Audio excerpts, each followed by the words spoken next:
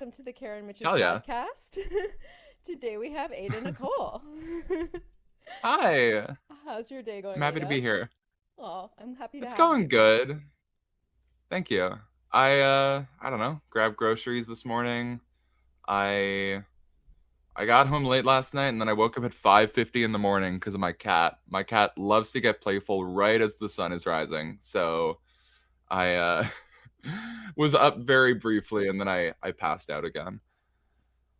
What's your cat's name? My cat's name is Mira. Is that She's she's almost 2 years old. She's turning two on June 13th. amazing? Well, happy almost birthday, Mira. Were you at the Thank you. at Ladies last night? No, I had two shows last night. I had the first show I had was Ray Gallimore's Comedy on the Run, which is her running show. It's like the whole lineup and audience runs 4K and then a show happens Oh my and gosh. I am so out of shape. I'm so out of shape. I did have to walk part of it, but that was a really fun show. I got to headline that, and that was very nice.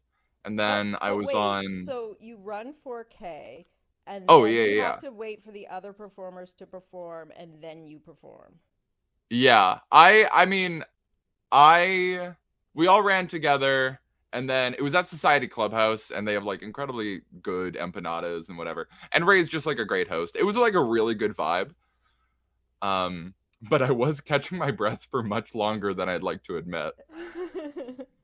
Were I used to you always be like dead last in track and field in high school. Like I'm talking like if I wasn't like last, I was like I want to say like second or third last in the province in any Ontario track meet. Like it was not good. I was not, and it wasn't like I was extremely out of shape. I was just like not I mean, I guess I just couldn't run for long distances. I was a better sprinter. But that's good that you were at least doing it because I was just sitting around smoking during high school. I I wasn't cool enough for that yet. I took up smoking. I took up like smoking weed or whatever. It wasn't even in college. I think I had it like once or twice in college, and then I think maybe when I moved to Toronto 5 years ago is when I kind of dabbled in being a stoner. Can I ask how old you are? I am 24 years old. Oh my gosh, you're a baby. Yeah, I'm a baby. So I was born after 9/11. that's that's the which thing. I can't wow, I because can't nine change that. eleven was my 21st birthday. So Whoa. Wait, is your birthday 9/11? yeah. Wow. I can't believe I didn't know this about you. It's you gotta hear. I think because I talk about it on stage, but it's in some of my earlier stuff. So Mm, when I yeah. put my album out, you'll get to hear more 9/11 stuff. What's that like? How was it like the day of when everybody started referring to it as 9/11 or like I don't know when people started Yeah. saying the phrase 9/11. How did you personally feel about that? See, it didn't bother me, but I remember because I now always know my birthday twins, right? And so I worked with a guy who was like, he said it makes him really sad because he feels like people stole his birthday.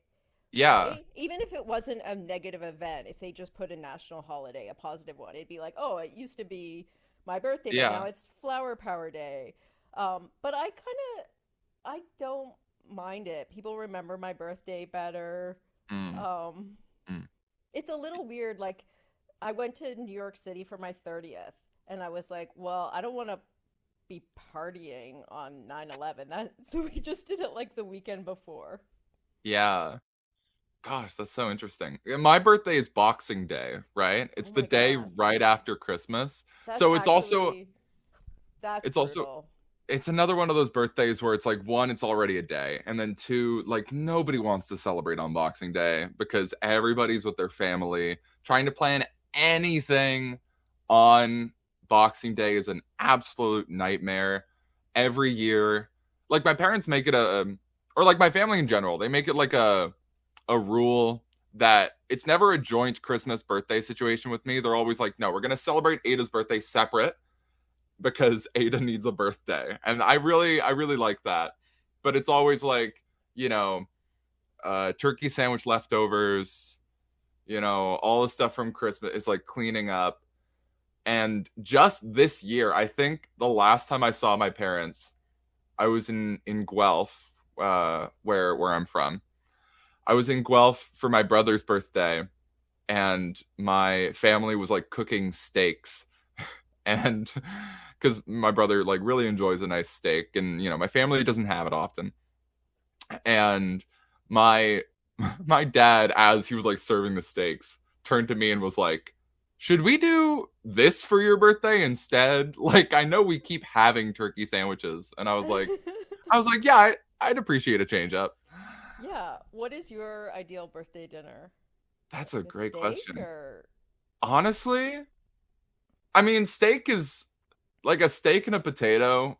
It's not my favorite dinner, but it's like it's classy, and also like I never have it. So I'm like, yeah, sure, why not? But like honestly, I'm trying to think of what my favorite meals are in general. My mom makes an incredible shepherd's pie. And it's not even like she buys like the clubhouse shepherd's pie mix at the store. yeah. So it's not like she's like putting the spices together herself. I'm not trying to like not give my mom Yeah. credit. But But uh sometimes the more basic way to make something is the best way to make it. oh my god. And she's like, she mashes the potatoes herself. It's truly like I can't get enough of it when she makes it. That's amazing. Yeah, you don't have Yeah. to do everything 1,000% from scratch for it to be Yeah. like A plus. That being said, my mom makes an incredible chocolate cake where the icing has it's just like a tinge of coffee in it, and it adds like just enough like depth to the icing that is just so good, and I can't get enough of it. That's It is amazing. my favorite dessert. My mom's chocolate cake, like Can I get the it's the recipe? best. I I mean, I need to get the recipe first. She's probably told me. Respect if she's She's like guarding it for the family, Oh, but not at all. She I'm pretty sure she's told me before, but I don't she's want the to type get of you in person. trouble with your mom. No, no, no, no, no. You're all good. You're all good. But she's the type of person that like her brain is so like food, like she knows how to put food together. She knows what tastes go well together. She knows like if a recipe needs like a certain quality, like she'll know what ingredient has that quality to add to the recipe. I am That's a so beautiful skill to have. I am so not like that. I am like I have the hardest time with that sort of thing. And I'm pretty sure my mom once told me that recipe, but it was like out loud, and she was like, "Oh, it's very simple. Just like put this and this together and then like add a dash of this." And it's like if you're somebody who is like very recipe minded, if that's the term I'm going to use for that, like that's very intuitive, but I'm just not there, you Yeah. know? Yeah. You're intuitive about words Mm. and I'm very good at knowing kind of useless stuff about how words work, which I love. and that was probably something you had just as like a little kid. I was obsessed with the alphabet as a kid. When I was like a child, my like apparently there was like these VHS tapes of like how every children's show has kind of like an alphabet episode. If it's like a preschool show, they're like, like Public Dora, Story. like, oh, exploring the alphabet or whatever. I would watch those on repeat on like VHSs. And apparently I would take a marker or crayons or whatever and just write the alphabet on the wall over and over again. And I was like, I was like graffitiing my own walls with the alphabet because I loved it so much. I thought I'm it pi- was so cool. I'm picturing like a little kid with like the CSI board, but she's just writing like letters and being like, Yeah, "I figured it out." right. I apparently, and this is like something I don't fully believe, but like my mom attests to it, so I'm like, it has to be true. Apparently, when I was 2 years old, I knew how to spell the word elephant. That's which is amazing. nuts. I'm like 2 years old. That's crazy. Why did I have to like? Why did I Yeah. know that? How did I know that? That's beautiful. I love crazy shit like that. Yeah. And then when like for my audience who doesn't know Ada, you are a professional crossword puzzle Mhm. maker. Is that what we Yeah. call it? I am the Designer? official term. I do love designer. I have gotten designer a few times, and people in the crossword like industry don't really say designer, but I do think that should be a thing. I'm a crossword constructor. We call ourselves constructors. We construct crossword puzzles. I actually like that word. Sounds good. Yeah, no, it's Constructor? very it sounds very official. Yeah. It sounds also more like laborious. It feels like manual labor, Yeah, right? yeah. And I'm so ready to seal the valor of construction workers. I will gladly do that. um, okay, so does your do you have other things close to that that you're into, like puzzles, riddles? Like, where does it go exactly? Mm. I let's see. I mean I started getting into crosswords as a kid and solving them and making them because I was very into Scrabble. I was obsessed with Scrabble as a child. Did your family play together? Yeah, my family played together, and I also like there's a shelf right here I have in my place that says dictionaries on it, and it has Yeah. like a whole collection of different types of dictionaries. And as a kid, I remember getting a Scrabble dictionary, which is a printed reference for all the words that are valid in Scrabble. And I was so obsessed with looking through it. And like my favorite letters were like X and Z and Q. And yeah, just dropping stuff. That's okay. It was like X and Z and Q. It was like the oddball letters that were like You less wanted common. you wanted the hard stuff. I wanted the hard stuff, but also like those were also the letters that scored higher in Mm. Scrabble. Those were also like more fun to play with, right? So I I was constantly looking through and seeing what obscure words I could learn and whatever, just to like impress my family and my friends. And one time I had lost the Scrabble dictionary and I was so sad about it that I asked my family to drive me out to the local bookstore so I could buy another version of that same book. Amazing. And I eventually found the first one, and then we just had two, which was like super useful for um, family games and whatnot. But yeah, I was really into Scrabble. And here's the thing, I'm not like the best at Scrabble because so much of Scrabble is remembering all the words in that dictionary, like knowing what's valid, being able to reason out like what versions of words that start with re, like replay or like re whatever verb, knowing what versions of those are valid, but also like anagramming. Anagramming is something I'm like not the best at it. I've tried to get good at it. What is anagramming? Anagramming is taking letters and rearranging them to form Mm. words, Yeah. right? I'll do a Uh puzzle like that, but yeah, some people are like genius about it, and yeah, it's yeah. its own skill. No, I it's something that absolutely uh it just like it trips me up so much. Like even the jumble. I'm not particularly good at doing the jumble in the newspaper, which feels like something I should be good at, but I'm like You should murder the jumble, like, I oh, it's should too murder the easy. jumble. I should murder as in like do well at, right? Yeah, no, Yeah. not like destroying the existence of the jumble. No, yeah, no. I should be murdering the jumble, but I don't. There's always one word that trips me up and it's always like the most common word, but it's the letters are in a certain arrangement that's like just not intuitive for my brain What to age uncover. what age range were you when you got obsessed with the crossword? I was I want to say I was like 11. I had like kind of had a passing interest before then, but it was like mostly in the form of like just scribbling in grid books, like seeing like what words I could cross together. Uh, because that was me trying to get better at Scrabble. Weirdly enough, I was like, what words can I cross together and like it make a lot of points? You know, because like the overlaps get more points, and because you also get words going like both directions. But when I was 11, that was when I was like really aware of the New York Times crossword. I was really aware of the online crossword community.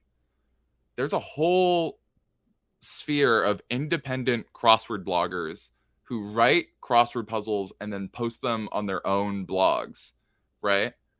And the vibe of these crosswords are completely different, or like maybe not completely different, but like whereas a newspaper has to stay like relatively impartial, you know, every media has their bias, but like whereas newspapers have to stay impartial and like accessible to the widest amount of people, uh a lot of independent crosswords are very focused on the voice of the constructor. So it is treated like more of like a passion project, like here's a bunch of things that I want to put in a crossword puzzle that I'd never be able to get away with in the New York Times, Yeah. So and here you go, you know. so do you have your own that you publish? Like your own forum where you're publishing? Yeah, I have both a free puzzle blog called Lucky Streak X Words that I want to say I started it. I mean, some variation of it started in like 2011 or 2012. Like immediately as I started getting into crosswords, I was like, I need to do this immediately. I was just like so excited about it. But um, I've always had some variation of that, and I still try to maintain that to this day. I'm like super inconsistent. But I also have a Patreon where I think I try to post two puzzles a week on So there. so when you're posting and it's not for like the broadest audience possible, like what's your voice or what's things that come across in your puzzles that are sort of more to your personality? It's a lot of like it's a lot of stuff that I'm thinking about outside of puzzles too. Like it's never a conscious like, oh, this is the voice that I'm trying to like achieve in my puzzles. It's a lot of like I'm thinking a lot about internet culture and pop culture and music and film and what it's like being a Gen Z person in this Yeah. world. What's like being trans and queer, right? And the voice is very similar to my stand up, or at least I'm trying to make it like I'm trying to make it not too different because like I don't know, the only perspective I can reliably communicate from is my own. So, and I like being able to share things that I notice about the world and have people resonate with that. And both stand up and crosswords are a very good way of doing that, right? Where like stand up, like with observational comedy or personal comedy or whatever style you have, a lot of it is noticing something and then communicating that to an audience, and the response is laughter, right? It's, you know, you're saying, hey, I noticed this thing, and if it translates, people are gonna find that funny because they also have some experience with it.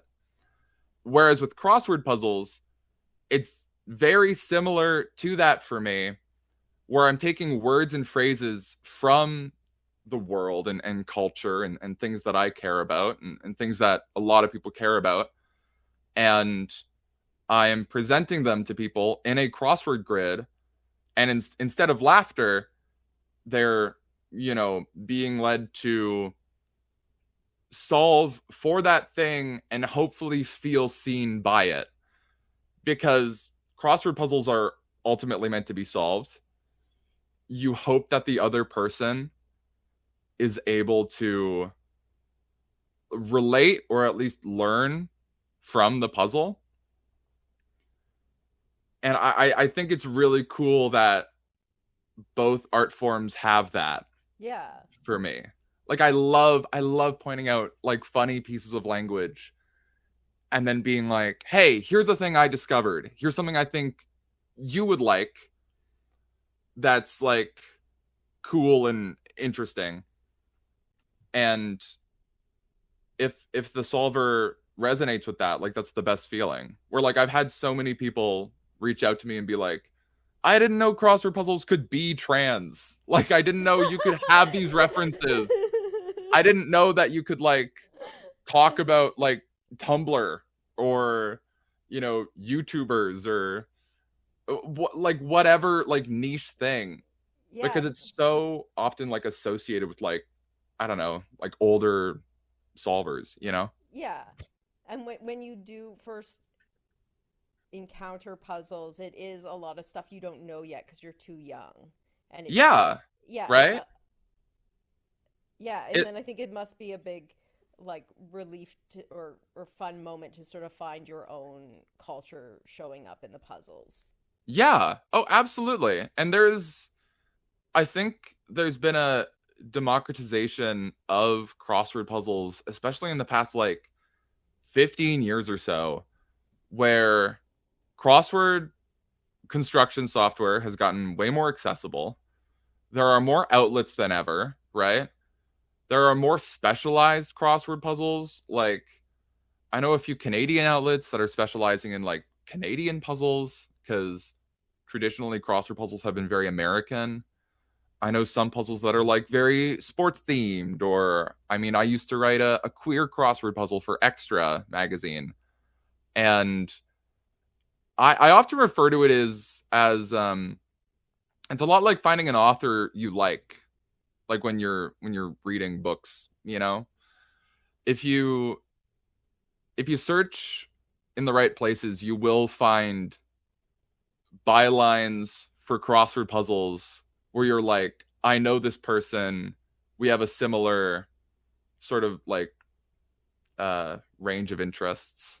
That's amazing because I didn't know that that existed. I just thought every crossword was like the newspaper crossword, you know? Oh yeah, people. I mean, a lot of people don't know in general that crosswords are written by people.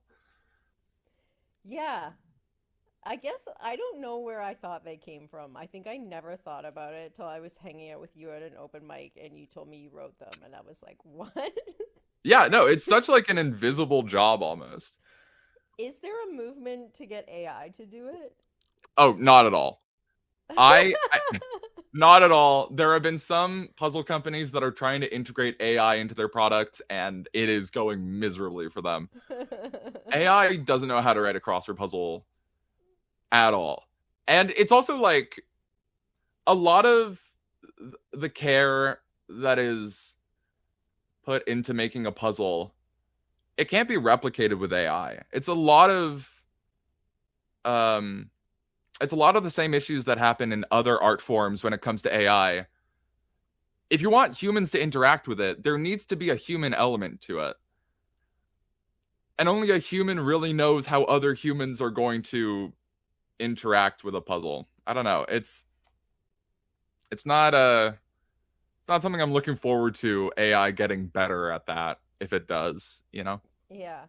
The thing I always find most shocking is like when they want to have like an AI actor. I'm like, people want that to Mm. be real. They want to see a person do that. But I do think it's true with all art. Like it loses its whole meaning if there isn't a human on the other end of it. Yeah. Especially with an AI actor. It's like the thing with acting, it's like you kind of want to be able to project a human element onto the character. Yeah. And like Why? why not just pay a person? Yeah. And I know this is really maybe crass, but I think everyone wants to be able to fantasize about knowing or dating that actor. Like when you otherwise, why wouldn't we just all watch old movies? You know, why do we keep making new ones? It's like you want that person to be current and real in the world that you live Yeah. No, it's like people care about people. in. That's Yeah. it. Yeah, it's like the one thing we're like endlessly fascinated by. Yeah. Cuz like people are like endless wells of inspiration to each other, and that's amazing. Yeah. I'm loving that I'm finding out this kind of like more depth to crossword puzzles than I thought that there was. Thanks for letting me talk about it. um what at what point did you get into stand-up comedy? I got into stand-up comedy around 2017, but I started writing in like late 2016. I the like the kind of gap between me first writing stand-up comedy and me first performing stand-up comedy was so long. I think I started writing like October 30th, 2016. And then my first open mic was like April 24th, 2017. I wanted my first open mic to be so good. And Yeah. I had no idea like what being a stand-up comedy or being a stand-up comedian entailed. I was like really into Bo Burnham at the time because he was also like another like young sort of I wanted to be a young prodigy, and I was like, if even if I'm not the best, I'm like I'm good and I'm young, and that'll make me stand out, right? And I I wanted so badly to be successful early. So I was like really I was really hesitant about just like getting started because I was like, no, my first set has to be amazing. It has to be really good. Um, Which I think is like a youth thing too, because you think, well, no, just being new, but you think like the first thing you put out is going to define you, as opposed to like that it'll take time to sort of oh, practice it. absolutely. And also at that point, I thought that every open mic set had to be different. I thought that once I did material, then I had burned that material. Yeah. So I was planning new sets every time that I went out, which is like okay if you're trying to like get through a bunch of material that you've written, which I had because I just hadn't been performing. But it was like not the most effective way to I don't know, get better in the sense of like if I had a joke, I wasn't really working on it for that long because I was So, like, if it doesn't work the first time, it doesn't work. You what know, city were you in when you started? I was in Guelph. And were you doing mics there, or were you coming into Toronto? I was I was doing mics in Guelph in the late 2010s. There was like more of a Guelph comedy scene, and maybe it's expanded since because I know there was some places that shut down because of COVID in 2020. Like the first place I ever performed stand up was a place called the Making Box, which I absolutely love. Um, but they stopped being a stand up and improv theater in 2020, and that makes me very sad. But also like that was the place for stand up comedy in Guelph, and that was where my first open mic was. Yeah, it's sad when a venue closes. Oh my gosh, yeah. I very briefly was in Toronto late 2019 because I was in the Humber Comedy Program. And Oh my God, another institution that we're losing. yeah, right? Oh my God. Yeah, no, and I remember performing at the open mic at the Ossington, which also doesn't exist anymore. Yeah, because that was gone before I started, like 3 years Yeah. ago. And then I was like on Zoom during 2020, and then I moved to Toronto in 2021. And that was in order to go to Humber. That was after Humber. That was like I did so much of Humber online. Oh, fuck. Yeah, it was like it was rough. But no, 2021 I was like I want to move to Toronto. I've always wanted to move to Toronto. I'm going to get back into the stand-up scene. And I knew enough people from when I was around in 2019 to like kind of have some footing. But also I had just come out too like that year. I think if I hadn't, Sorry, what year was it? it was 2021. I was in Toronto for a few months and I wasn't out yet. And then I came out in, I think, October of that year.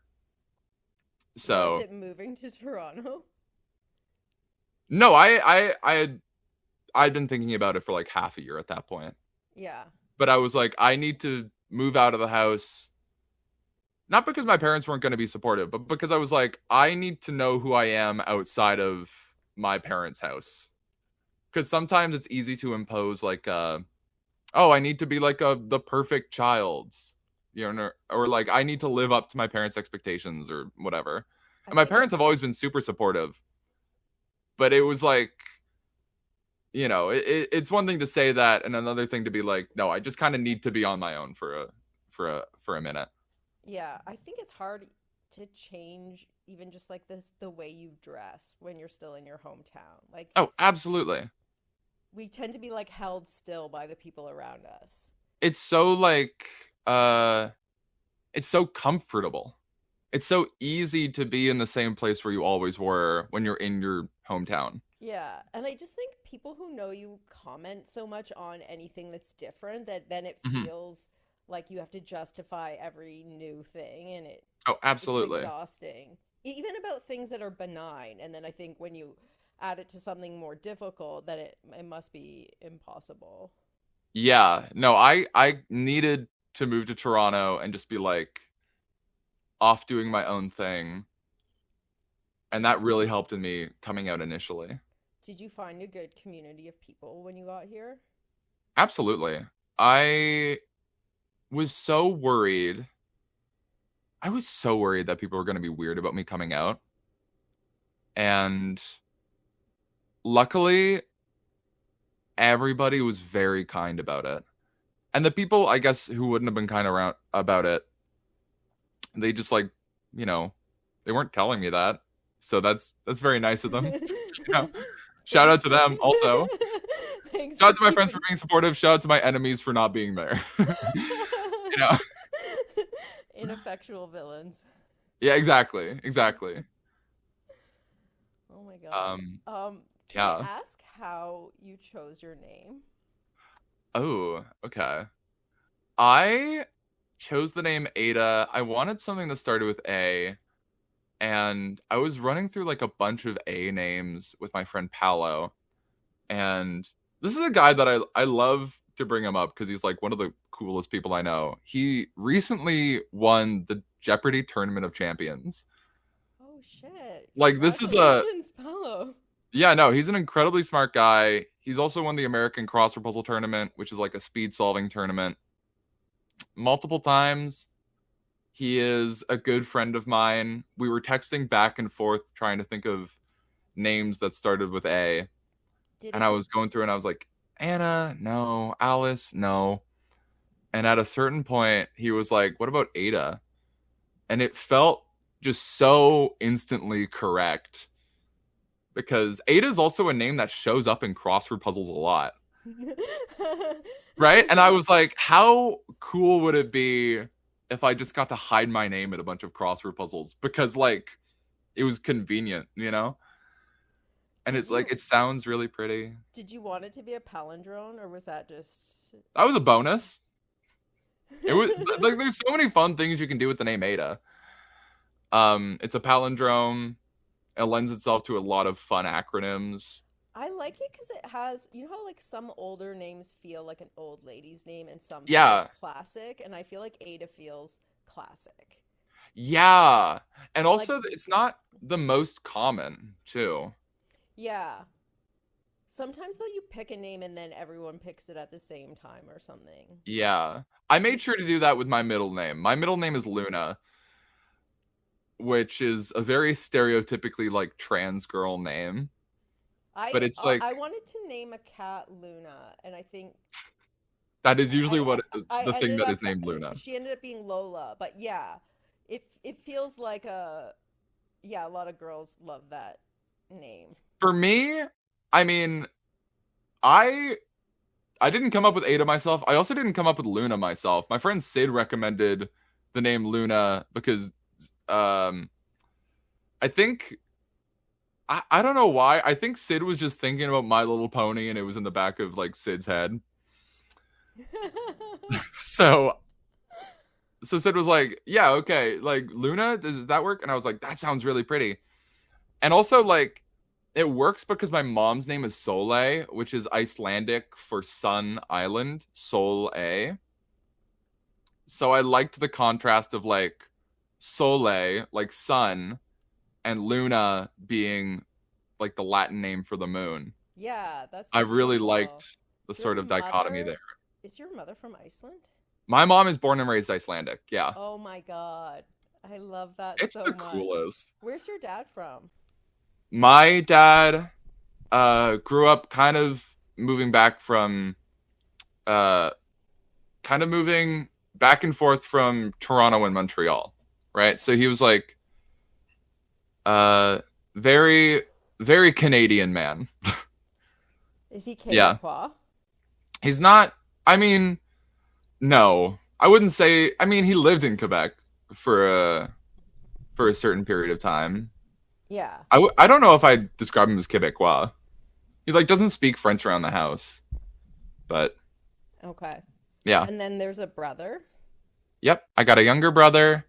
His name is Thomas, and he is so cool. He's like a really good illustrator. Also, just like one of the kindest and funniest people you'll ever meet. I love that. What's the Yeah, age difference? he is 22, and yeah, he just turned 22. Were you guys always close or got close later? We were always pretty close. We were always like goofing around together as kids. Like he was the first person that I like really liked making laugh as a kid. And I feel like a lot of the stuff that I've done in my life in general, I just like I don't know, I want to impress him. I want to be like the cool older sister to him. That's amazing. I love that. Yeah. Were you a big or are you a big reader? I'm less of a reader than I wish I was, but I yeah, I don't know. I've heard good things about reading. About this reading.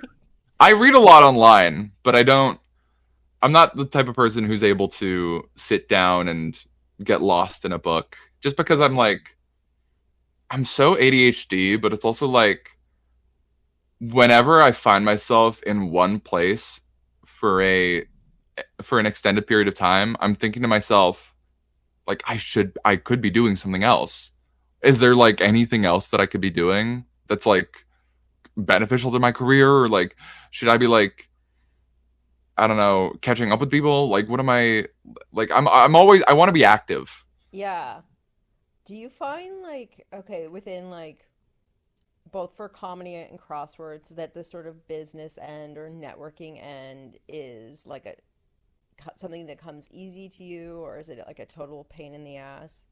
I would say it comes relatively easy. I mean, I'm somebody with a lot of social anxiety, but I have gotten quite comfortable in the comedy scene here in Toronto.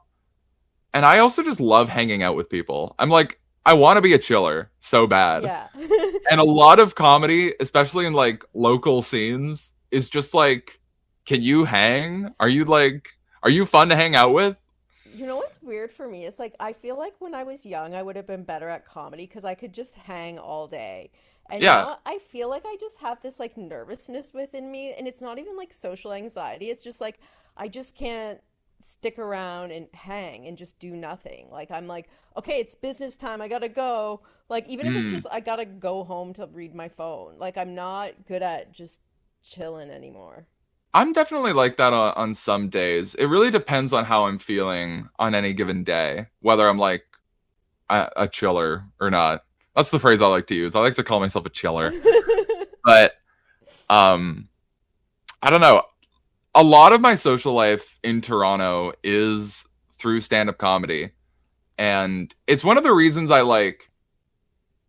I find myself going in and out of it so often.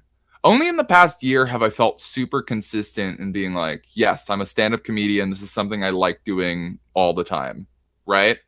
Before then, I was so in and out because like my social life was tied to stand-up comedy, and I would just get so burnt out from the material that I was doing, and so I'd like kind of isolate, and then I'd be like, but I miss people, so I'd come back, and then I'd get burnt out again because I like, I was also doing a lot of material that was like trans material that for some reason in my head I was like, I need to be a good representative for all trans people because, people don't like us and I need to be the good one. And that's so much pressure. So I'd be on stage and I'd be constantly judging myself by that metric of like, well, was I a good example today? And that's just not who I am. I'm And just like, I want to be weird and have that be a me thing and a and me problem. and I feel like it's better representation to be flawed. Like I Absolutely. yeah, because then people like everyone's favorite comedian is not good. Like Jerry Seinfeld is Yeah. complaining all the time. Like most comedians are either a complainer or they're a messy person or they're Yeah. bringing their faults to the fore and that's why people love them. Yeah. Or they're just like, they're themselves and the representation comes from them being themselves and also, trans if they're trans. Like it's like Yeah. their identity doesn't define them. It's just a part in the mosaic of who they are. So last year I told myself, I was like, I'm gonna get back into stand-up comedy. I had made sure that I had social circles outside of stand-up. I have some amazing non-stand-up friends in the city now that I very actively sought out. I was like, I'm going to hang out with people who don't care whether I perform or whether I'm Yeah. funny. And these are some of my best friends now, and I really cherish them. But getting into stand-up last year, I was like, I miss a lot of stand-up comics, but I am going to have to promise myself I won't do what isn't fun to me because stand up is fun. It is a hobby. I'm not making that much money from it that it like matters whether I'm like, doing all these like big broadly accessible things. I'm not going to try to be a spokesperson for trans people. I'm just going to go out, I'm going to be weird, I'm going to be myself. And if that means bombing every show because I'm still trying to get my footing, that's okay because ultimately I know that I've been doing this for long enough that I'll find a way to make it work. And since then I just kind of haven't looked back, which is I it's love that. nice. It's also like if you want to work, like when people get into stand up, it's because they want to do something they love, not some terrible job they don't love. But sometimes they turn stand up into a terrible job. Like finding Yeah, something, oh, other people are doing this online. If I copy this, I can get attention. But it's like you keep moving farther and farther away from the joyful thing that you were passionate about doing. absolutely. And I'm also so not like a grind set person. Like I thought for Mindset, the grind long set. yeah, I used to think for the longest time I was like, in order to be good at stand-up comedy, you need to be doing 5 mics a week and constantly refining your material.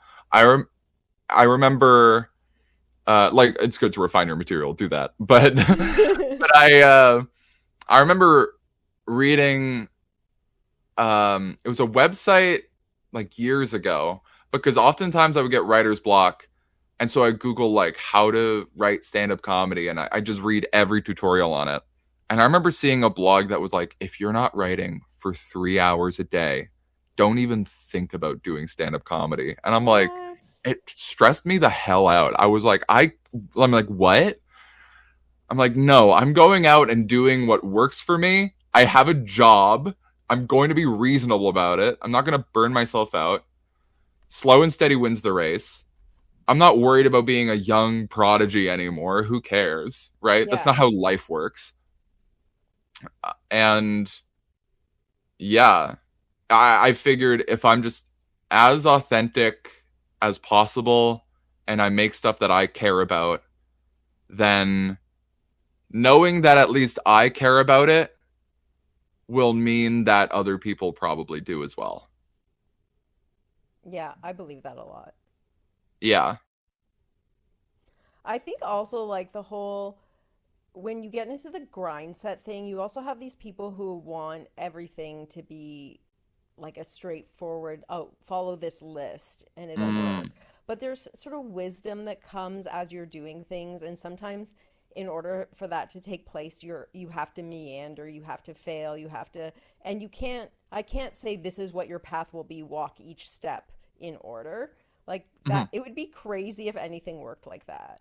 Oh, absolutely. It's not linear in the slightest. And to think that every open mic is of equal weight and that, like, if you do a mic, it's like this will be the one that becomes the thing that makes me better. And I don't know. You need to pick the shows that you're doing carefully and do them with intention. Also, I feel like a lot of people go to open mics and just kind of go through the motions on stage. And that was me for the longest time. I just like go on stage and I'd be like, okay, well, now here's all the jokes that I usually say. Hopefully this is the one that gets me booked on a show that'll get me booked on another show. And that's Yeah. like it's not fun when you do it like that. I also find when like if I'm doing something that takes a lot of time, I have to not think about it all the time. Mhm. Like you can have a bad Sunday night where then you start thinking about what you're doing and then reworking it and doing it in a different way or quitting things. And it's like sometimes it's just like you're in it for years and you don't need to keep refining your path. You're just on it. Yeah, like consistency is key. It's also like being able to say yes to a lot of things has also helped me a lot. I find, sorry, my cat is meowing at me so much. You want to see Mira? I do. This is my little baby. Oh, she's beautiful. Yeah, she has the most adorable eyes. I love her so much.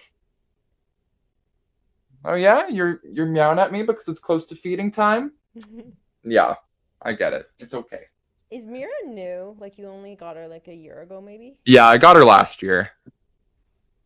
I got her at the end of June last year. And was this your first cat ever or first on your own? This is my first cat that's like my cat. I grew up with two cats, and um, I've befriended a lot of cats. Like I used to live with an orange cat named Pumpkin, who was my roommate's cat. Very sweet cat. I used to also be friends with the neighborhood cat named Maverick. Very sweet cat. Uh, but yeah, no, this is my first cat. That's mine. I love But that. anyway, where were we talking about stand up comedy? Oh, the the path of vision Right. you have for Yeah. your career, kind of. I yeah. For me, I'm always so bad at thinking long term, but I figure if I'm just as authentic as I can be and I just keep doing what I'm doing. Oh, saying yes to everything. Oh yes, saying yes to everything. There we go. There we go. I feel like I find myself on a lot of side quests. Like I find myself doing a lot of things just for the experience of having done them. And that provides a lot of opportunities that I wouldn't find elsewhere. Like last year, I was asked to be on a storytelling show by this guy named Danny DeSatnik, and he runs an incredible show. It's called Playlist Storytellers. It is a show where there are four presenters, and each storyteller, tells a 10-minute story about a time in their life where music played almost a character in that story. And for my story, I was talking about coming out in 2021 and specifically how the music of the band AJR kind of soundtracked that to me. Oh, I don't know AJR. What do they sound like? AJR is like they are an indie pop band based in New York City. They're a trio and they are critically panned, but I love them. I can't get enough of them. They are so eccentric and they the music they write isn't perfect, and I don't think it ever will be. But it's so human because it's their favorite thing in the entire world, and no matter how many people will tell them that they are the worst thing to ever happen to music, they will keep finding ways to innovate their sound and like grow as artists. I'm just knocking things over today. I have this water bottle, and that's like the death of me currently. But it's like they keep putting out like music that it's a lot of it is about growing up. A lot of it is about like just weird random observations that they have that might not be the most relatable, and it's definitely not cool, and they'll admit that themselves. But you know, their music really got me through a hard time in my life in like 2020, 2021, as I was, you know, dealing with a lot of OCD. I was dealing with, you know, depression and then eventually coming out as trans. How how old were you when you started to think you were trans? I was 19. I mean, I always had some inkling, but it was like I was mostly just afraid of the idea of it, because knowing that you want to be a different gender than the one that you're presenting as that's like, oh god, that's work. Like you're like, oh no, now I'm gonna have to deal with this now. Like people are gonna be so weird about it. Like I don't have to do that. I'm a straight white guy. I'm the most privileged type of guy, and I want to throw that away. Why? I want to be a stand-up comic. This is what straight white guys do. Straight white guys do stand-up comedy, and we get all the easy passes in it. And then eventually I was too miserable trying to keep up the charade, and I was like, oh, no, I have to do it. I have to do it before I regret not doing it.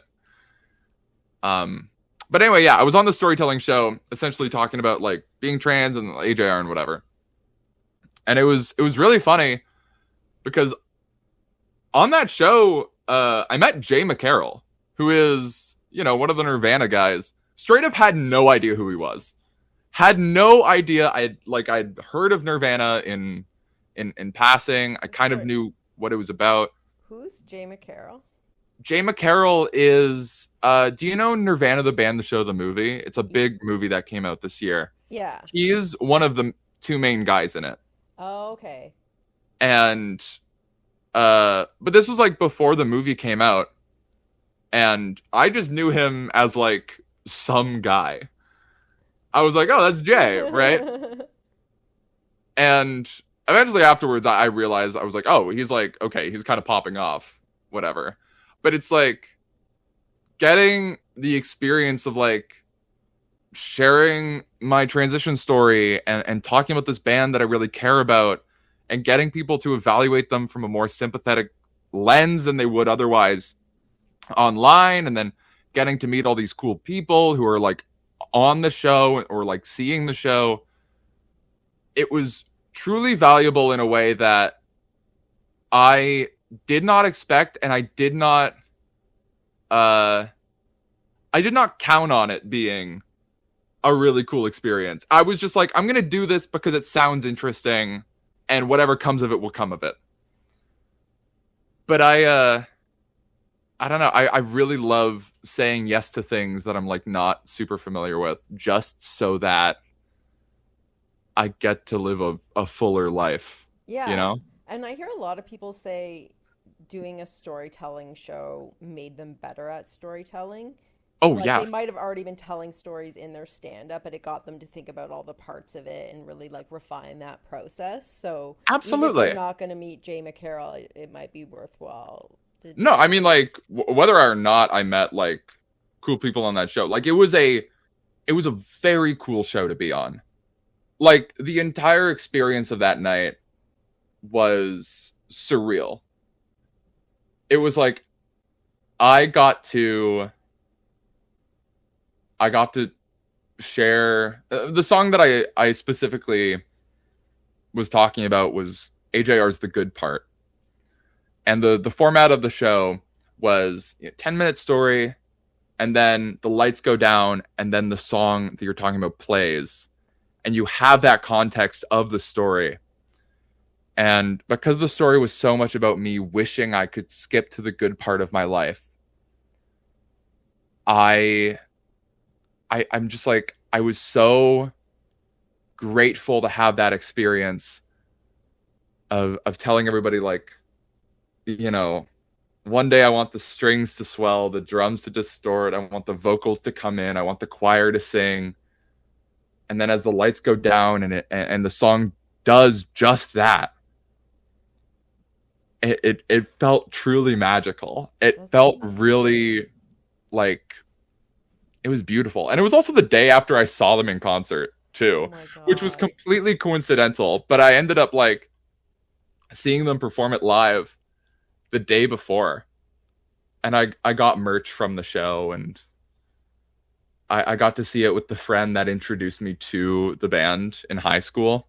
It was it was amazing. It was just like it was surreal. I think that's an amazing concept for a show because there's so much music out there too that like we would appreciate more if we take the time to know why other people like things. And sometimes like Absolutely. I remember having a teacher who would like before silent reading every day, he'd read us the first chapter of a book from the back just cuz sometimes you just need to spend some time with it and find out if it's for you.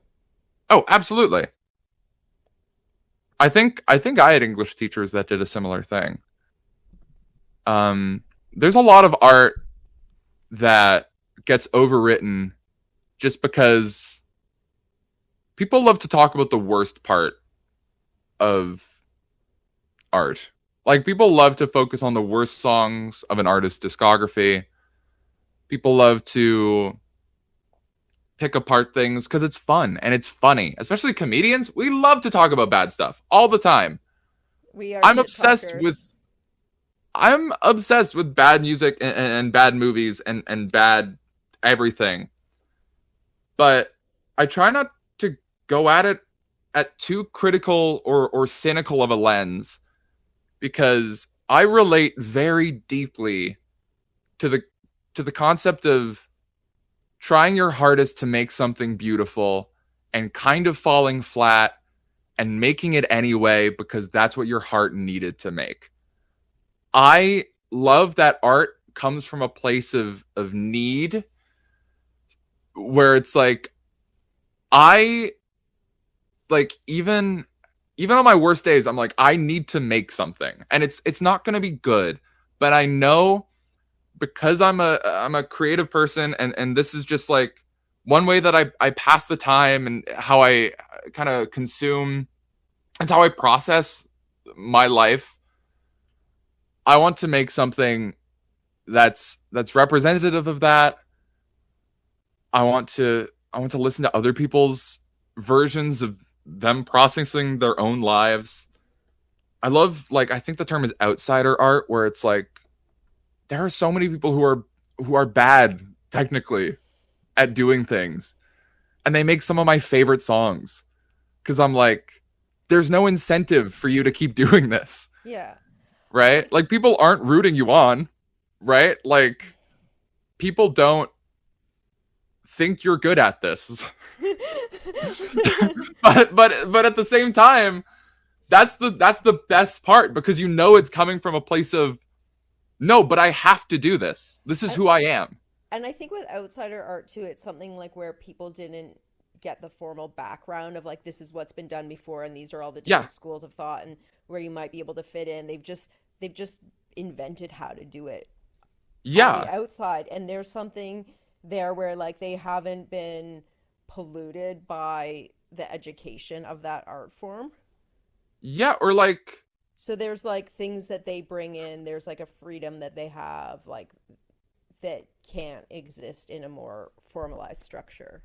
it's also like with a lot of outside art, like the reference points are uh like for me, I grew up on Eurovision. I grew up on very corny pop music, a lot of lyrics where English is the second language, and so the metaphors don't make sense or the grammar is just a bit off, and everything's overly optimistic because, you know, Europe is a lot of really important European history is like a lot of countries are still very new and still like learning how to be independent.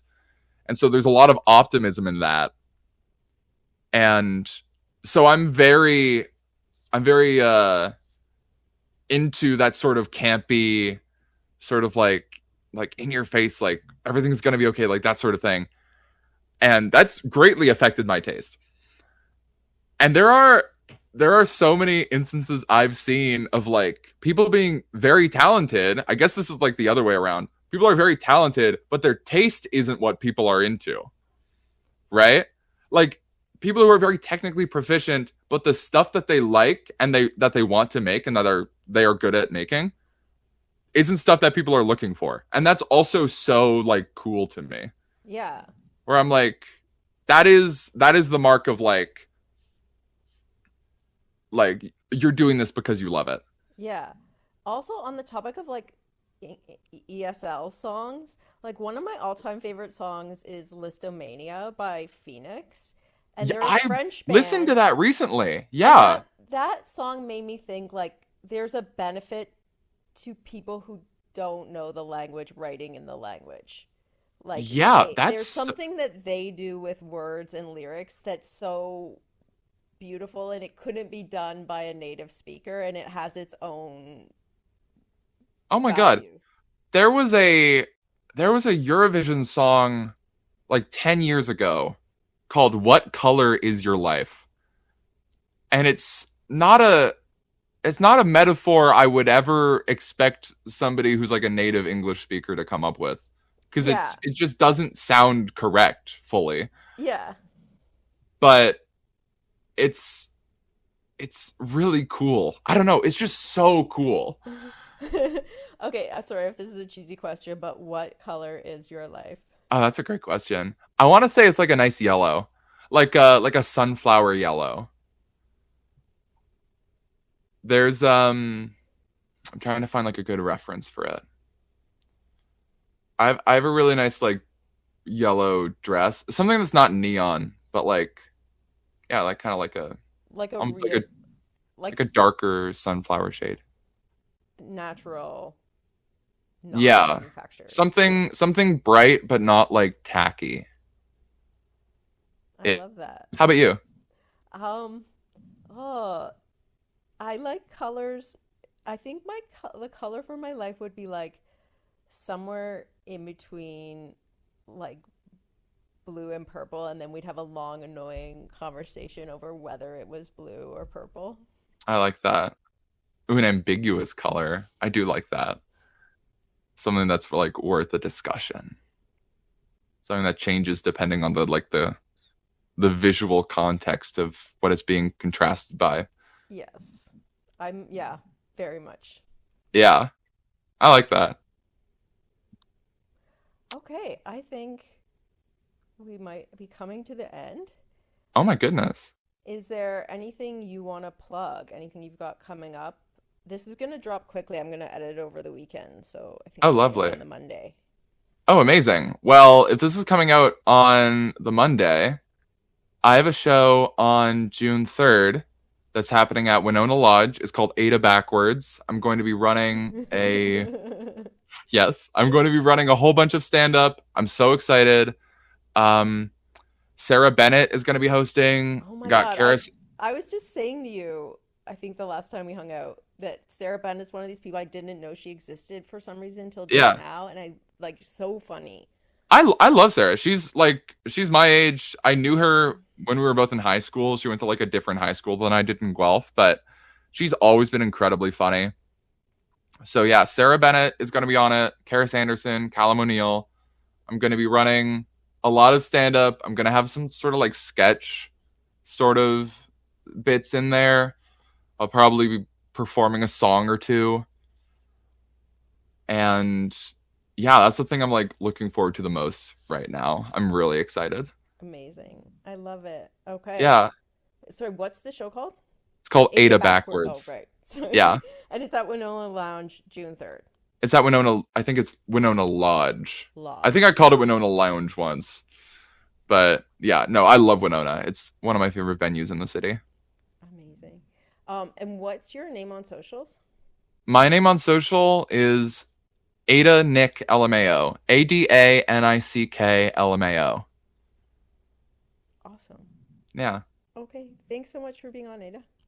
Thanks for having me.